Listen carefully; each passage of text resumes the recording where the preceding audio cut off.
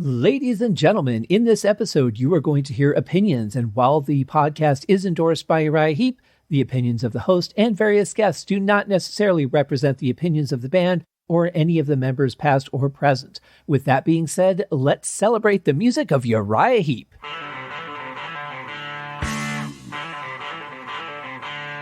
Welcome to Uriah Heep, the Magician's Podcast. I'll be covering every studio song the band has recorded and every bonus track that I can find. Each week we'll go over a new song from the beginning to where they are currently, and as they keep adding albums, I'll keep adding shows. Let the deep dive party begin. In the magic garden, some were singing, some were dancing. Hello and welcome to Uriah Heep, the Magician's Podcast. I'm your host, Scott Haskin, and I'm here today to bring you the final official track on the Innocent Victim album. This song is called Choices, and it was their choice to make it the last track. There, now we've come full circle, and that was the episode. Thanks for joining me. No, not really. But it is always, a difficult thing to decide the album order of songs. It's always difficult to say, I think we should leave this track off. I think we should put this one on.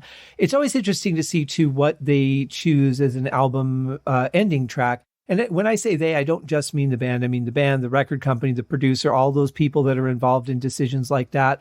A lot of times the band has nothing to do with it. But in any case, Choices is the last official track. We do have a couple of bonus tracks that we're going to cover, but today is the end of the proper album as it was released in 1977. This song is once again credited to Jack Williams and no other members of Uriah Heep. So I'll be curious to see the sound of it, to see if it kind of falls in line with the other songs that we know from Jack. And his songs tend to be very have an ambient quality to them, it seems. But then, was that something he decided? Was that something that came out when the band started working on it and added their own flavors to it? I have no idea. But there's always that possibility because, like I said on the last song, it really sounded like a Uriah Heep song. Now, if you're specifically writing for a band, for a sound that band has, then you could kind of say, okay, I think this is kind of what the keyboard player would play. And I think this is something that would fit in with the bass, the way that the bass player plays. And you can write around that and say, okay, here's a song I've written for you guys, and I really think it's in your style. And maybe it is, maybe they tweak some things here and there. Their individual sound as musicians is going to have an effect on that too. So let's say that Mick has a little extra flange on his guitar, and that's not what Jack had intended when he wrote the song, but that's how Mick plays it. So there's a little bit of Mick adding his own flavor to it. Now, again, could be all dictated by the songwriter. Could be the songwriter said, here's the skeleton. It's your song. You guys do it if you want to. It's yours. I have no idea. But what we get is another track on a Uriah Heep album. So regardless of how it came about, there's another Uriah Heep song to enjoy. And we're going to do just that right now. The last song on Innocent Victim. Here is Choices by Uriah Heep.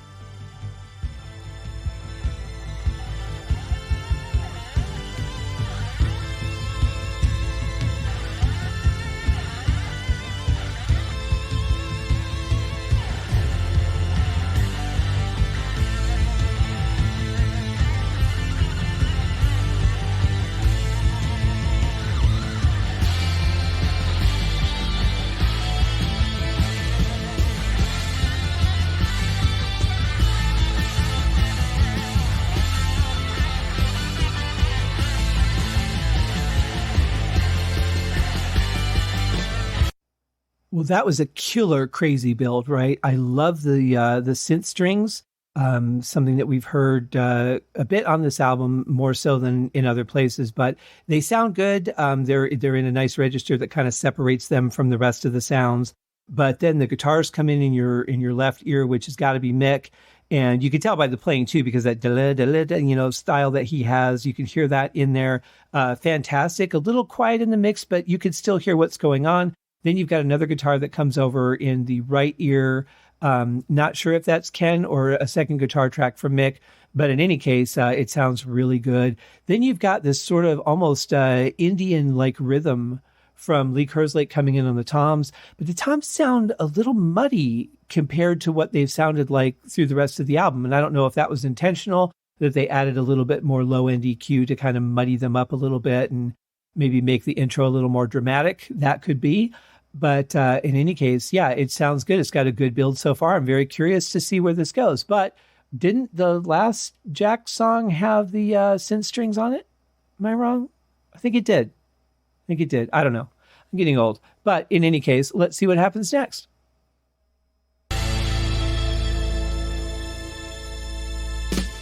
I was walking all alone through a sideshow with passion and pain on each side. Something inside me was calling for a chance to stay alive.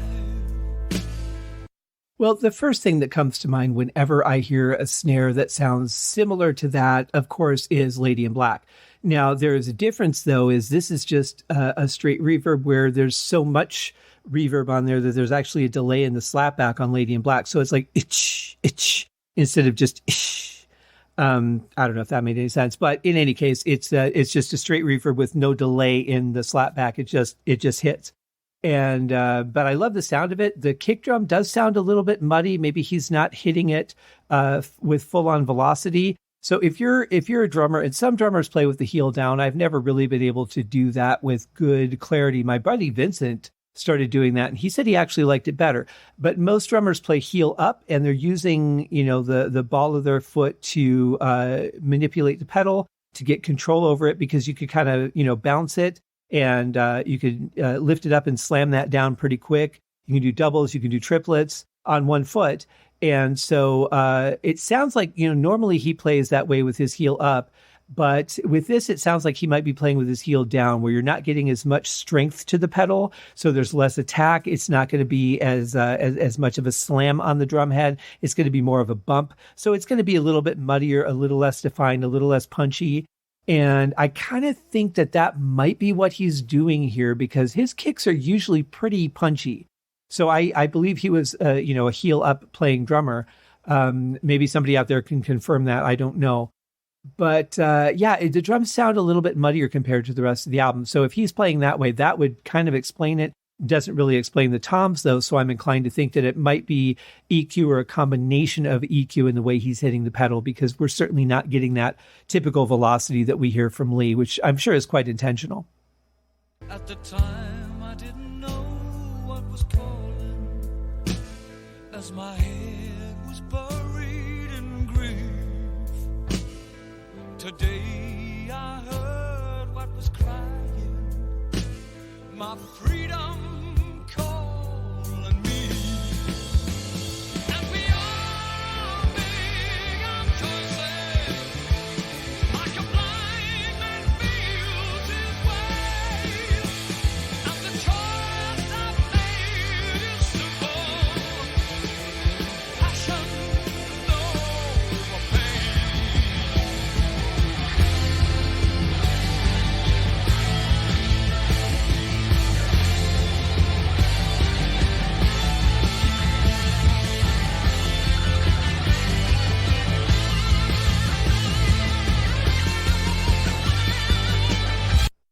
Sometimes their transitions are just so seamless that I sometimes can't figure out where I want to stop the song and keep talking. And then like 3 parts have gone by and I haven't analyzed anything. And I'm like, I probably should stop and talk now before I forget half the things I wanted to say.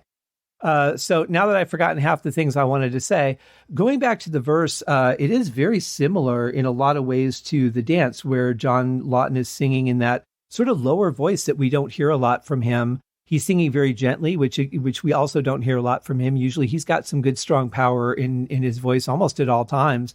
but it sounds really good. I like it. I don't know if that's a comfortable range for him or not, but it sounds good to me. I like it. I also like what the bass is playing during this too, because I'm really starting to see some shine from Trevor Boulder, and I like getting to like his playing more and more. Love the guitar sound. Love that the strings came back for that chorus there. I could kind of see in the chorus why this might have been a good selection for the final song, because it does kind of have that, we're all standing together. We've got our arms around each other and we're just kind of swaying back and forth to the music as the sun goes down on the album. And, that's just what's in my head when I hear it. I don't know what's in your head, but it kind of has that and we just kind of like, just kind of move back and forth, side to side together, arm in arm as a brotherhood. And I don't know, I'm probably just way off on a tangent here, but that's kind of just what I picture when I hear a chorus that's like that. So that feeling kind of wraps up an album very well when you have just that sort of togetherness, that we've been through some stuff, but we're all still standing here together. And just the impression I get from the song, and I'm not really paying attention to the story. So the story may be completely different from that, because you guys know I'm not much of a lyrics guy, but that certainly has that feel to it musically.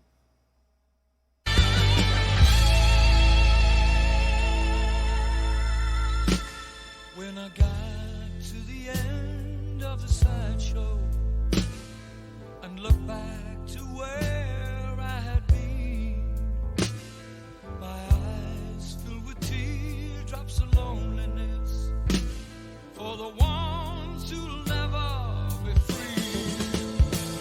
And beyond me got chosen like a blind man feels his way. And the choice I made is simple: passion over pain. Well, it's kind of funny. I picked flanged earlier as my example for, how somebody can write a song and a band can interpret it, because I'm hearing some flange on Mick's guitar there. Really like what he's playing through the chorus too. Just some very simple stuff in the background. It's almost dropped out, but if you really, kind of focus on your left ear, you can hear what he's doing. Love the strings, as the synth strings again. Absolutely just thoroughly enjoying what Trevor Boulder is playing through this. But the sound of the song to me, it just sounds like it was mixed a little bit differently. Like maybe they came back a few days later and mixed it, because it doesn't really sound, in concert, for lack of a better term, with the rest of the album. It feels like it has a different sheen over the sound. Like there was a change made to the EQ and nobody noticed that it was different from the rest of the album, and they just kind of left it that way. Just my perception perhaps, but it does feel a little bit different. But the performances are the most important thing, and they're fantastic. Just a very powerful song that when that chorus kicks in, you get a good amount of emotion from the verse, but when that chorus kicks in, man, it just kind of just squeezes your heart and said, "You're coming with me, buddy." I absolutely love it. Fantastic stuff.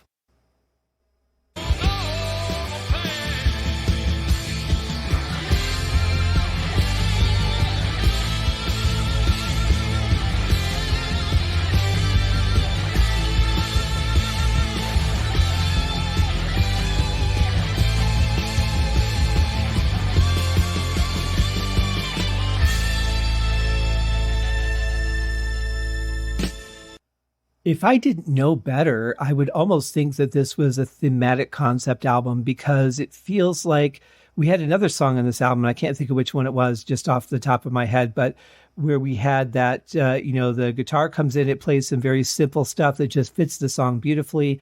Then we've got another guitar that comes in on the right and plays something under that that's even more straightforward and simple, but they just blend so well together. I just love that, though. I don't mind something that's repetitive if it just sounds good, and if it just, if it grabs you and takes you along. And as much as I love when Mick does like a full-on solo, I love when he plays stuff like this too. It just feels good. It fits the song. It doesn't need to be grandiose or shine over everything else. It just needs to feel the way the song needs to feel, and he's so good at that. I feel most guitarists are more concerned about having their moment to shine in a song and have their solo and show off and do whatever they're going to do. But man, Mick knows how to play for the song. I've said this before, and it's been a few albums probably since I mentioned it, but I really respect that about him because he doesn't need to show off. He has the chops. There's no doubt about it. We've heard him do it enough times. Just listen to Salisbury. Listen to those 3 solos that he does in Salisbury. He's got the skills, but he's not one of those guys that needs to show them off. He plays what the song needs.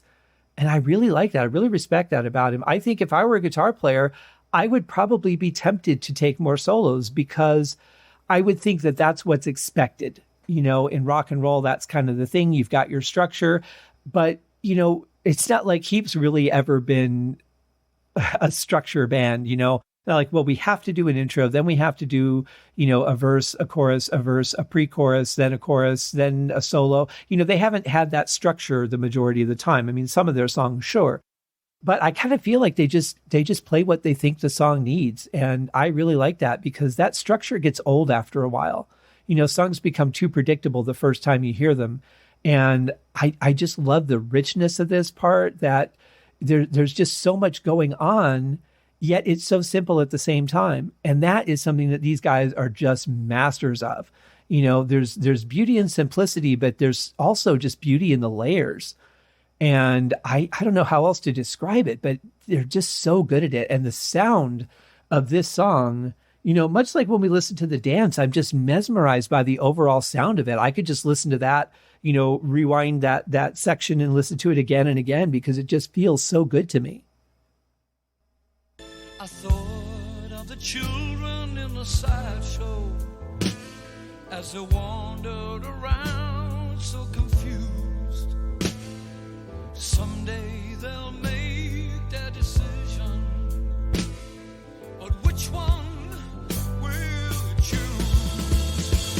And we'll all make our choices like a blind man feels his way. And the choice I've made is simple: passion over pain. And we'll all make our choices like a blind man feels his way. And the choice I've made is simple: passion over pain.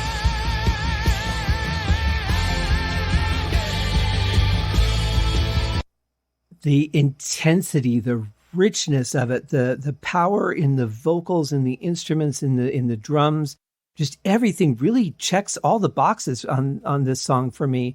Love those little runs that we're hearing from Trevor Boulder here and there on bass. Very nice, powerful playing from Lee Kerslake.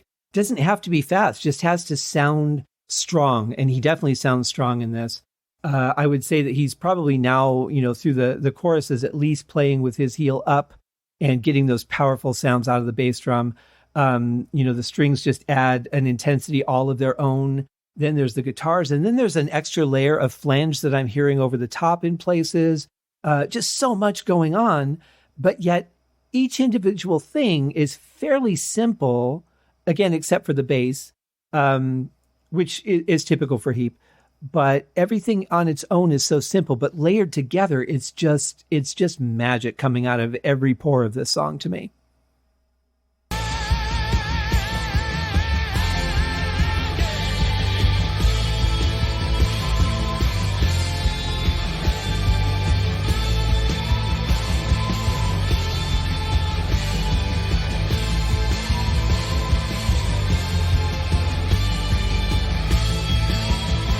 And we'll all make our choices like a blind man feels his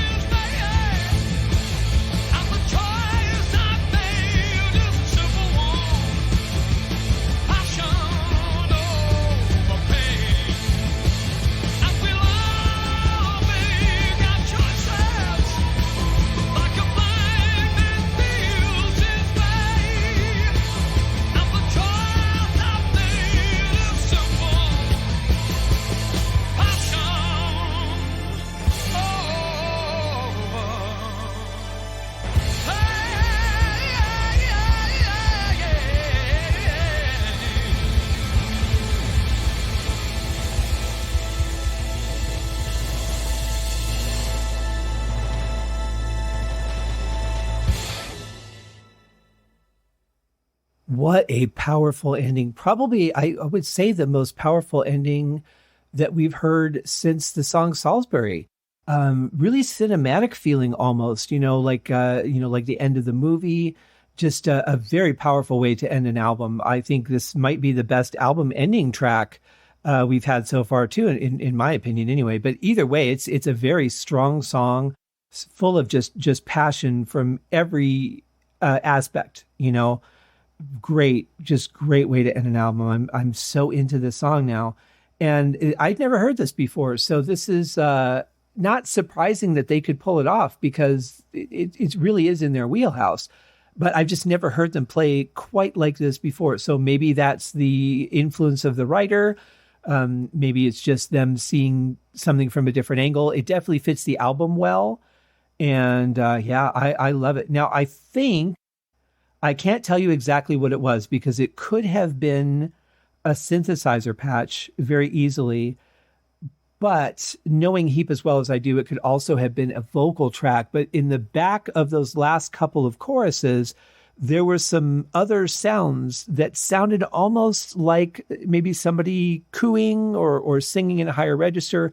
Or like I said, it could have been a synth, but that was behind in the blank spaces between John Lawton's vocals. But man, what a strong song. I love the finish, love the sound of the toms. They sounded very much like, timpani. I don't know if there was timpani in the studio or they had access to it. They may have been, but either way, they sounded very similar. Regular floor toms can sound like that too, depending on how you hit them, what you hit them with. If you hit them with mallets, a lot of times they resonate differently because the material is different than a stick. The sound's going to change a little bit. I've done things like that before. But either way, just fantastic. What a great song. And this would have been a great way to end our week, except that it fell on Thursday. But that's okay, because you know what? Tomorrow we're going to be back with another song. We're going to be back with a song called The River, which is a bonus track from Innocent Victim. But man, I'm so overwhelmed with this song. I think it was fantastic, and I will definitely be listening to it again. I do want to point out, though, for you guys too, I had mentioned that I wish there was some other versions of these songs on the CD. There are some live versions. Cheat and Live, Free Me, and Free and Easy all have live versions on the CD. I don't cover those, so feel free to listen to those if you pick up the deluxe edition of the CD. If not, I'm sure that there are some live albums out from the Lawton area that you can check out and enjoy some of these songs as well. But man, this is going to be one of my favorite episodes. So I hope I didn't give you guys the wrong impression. I really do like this song. So we'll see you guys tomorrow. You have a great day. Make the most of it. You have the choice. Cheers. Thank you for joining me on this episode of Uriah Heep, the Magician's Podcast. If you have enjoyed this show, please consider going over to Apple Podcasts or your favorite podcast outlet, leaving a rating or a review. Be sure to subscribe to make sure that you are notified when new episodes are available. Please be sure to share this podcast with your fellow Uriah Heep enthusiasts and anyone who you think would like Uriah Heep, which should be everyone.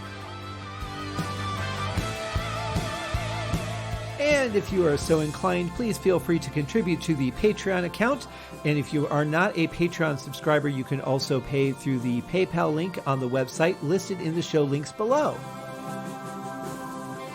I would also like to thank Uriah Heep for their very generous support of the show. And thank you guys for listening. We'll see you in the next episode. Happy days!